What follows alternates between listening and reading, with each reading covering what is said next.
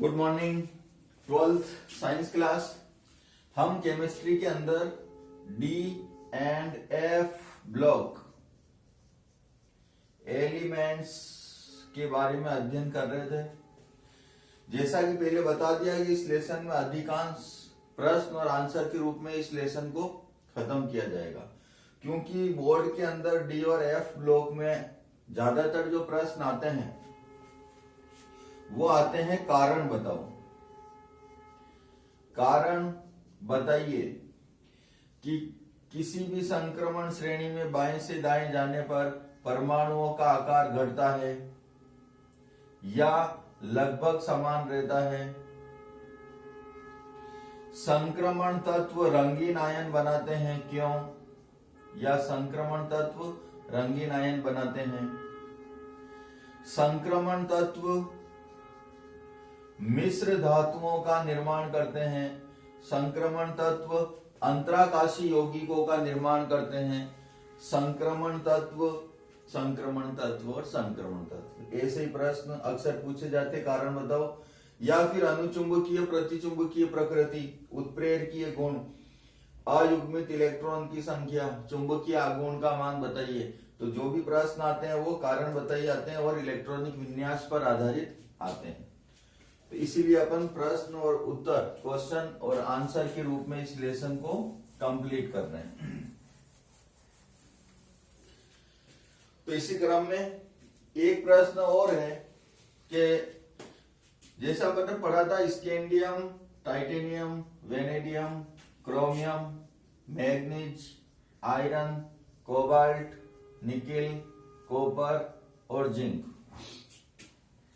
Scooter, यामा, ला, AC वाला, यारी, जरा, निभाना, मौत तक, रुकावट, राह पड़े तो आगे कूदना या आग में कूदना, ला, हफ्ता, वरना रे ओसामा, इधर पिटाई और होगी। ये 3 संक्रमण श्रेणी है जिनके बारे में हमने चर्चा कर ली थी।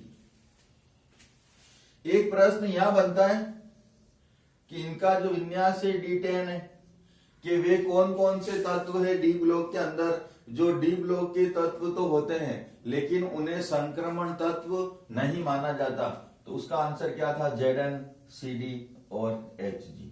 उसका कारण भी क्या था कि 3D10, 4D10 और 5D10, 4s2, 5s2 और 6s2। संक्रमण तत्व की परिभाषा के अनुसार ऐसे तत्व जिनमें डी कक्षक क्या होना चाहिए? रिक्त होना चाहिए। डी कक्षक खाली होना चाहिए। अगर डी कक्षक वैकेंट है तो वो सारे एलिमेंट क्या कहलाएंगे? Transition element. Zn, Cd और Hg के अंदर ये जो डी कक्षक है, ये जो डी उपकोष है, ये डी सब सेल है, ये फुलफिल्ड है, पूर्ण पूरित है। इसलिए इनको ट्रांजिशन एलिमेंट्स या संक्रमण तत्व नहीं माने जाते। इसकी चर्चा हमने कर ली थी। एक प्रश्न और आता है विद्यार्थियों, वो चाहे ये आ जाए, ये आ जाए या ये आ जाए। अक्सर वो प्रश्न सिल्वर पर पूछा जाता है, क्योंकि इन तीनों का जो इलेक्ट्रॉनिक विन्यास है Cu, यहां लिख देते हैं Cu, Ag और Au। इसका विन्यास है 3D10, 4s1। इसका है 4D10, 5s1 और इसका है 5D10 और 6s1।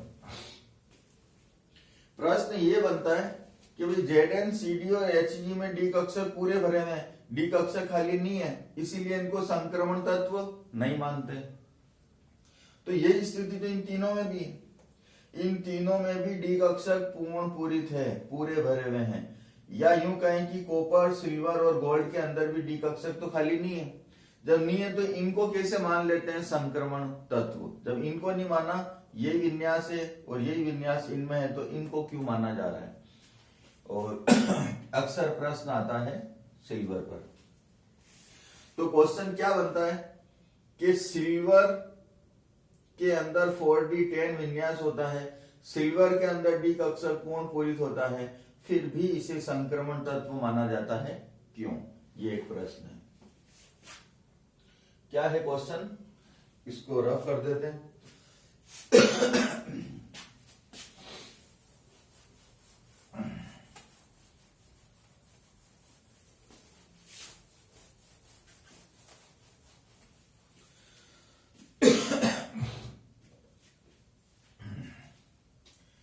सिल्वर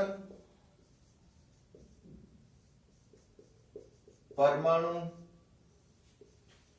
की मूल अवस्था में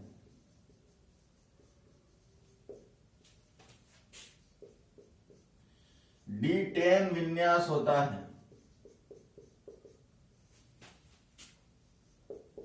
या D10 विन्यास होने के बावजूद इसे संक्रमण तत्व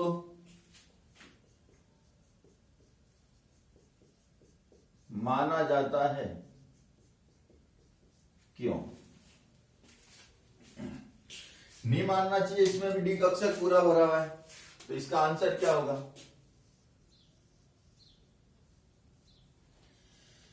कि जो सिल्वर है Ag,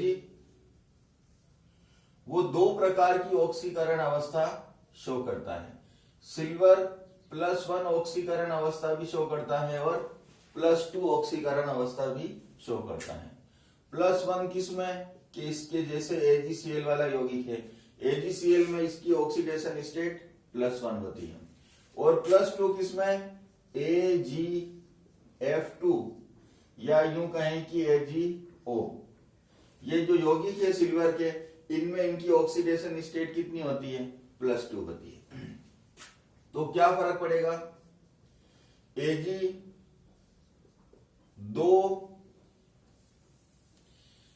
मतलब सिल्वर अपने यौगिकों में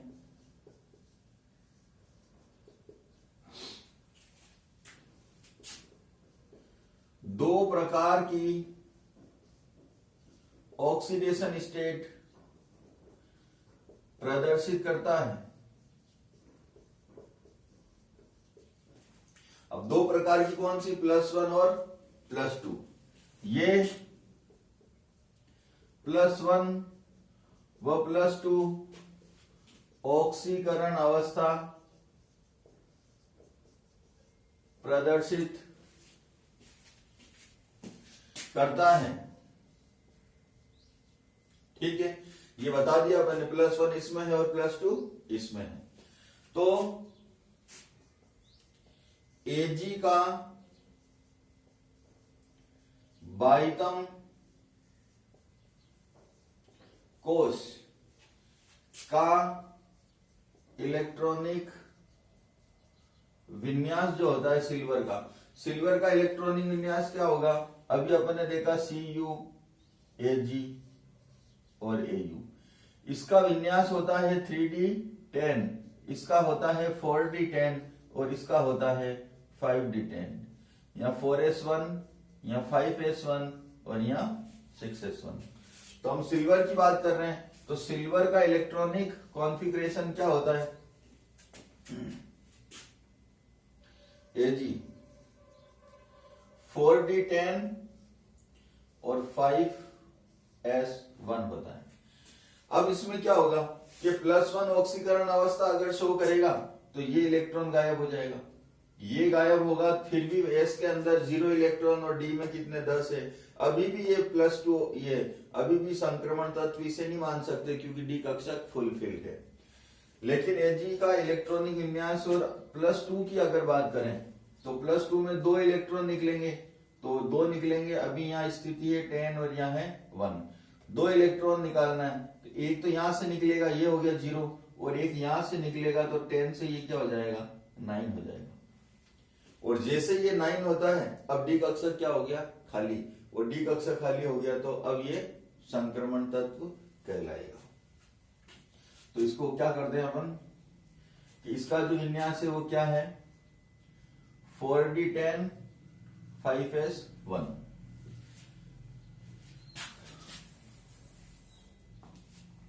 और Ag+2 की बात करें तो इसका विन्यास हो जाएगा 49 और 5s0। तो +2 ऑक्सीकरण अवस्था में Ag के 4d कक्षक रिक्त हो जाते हैं,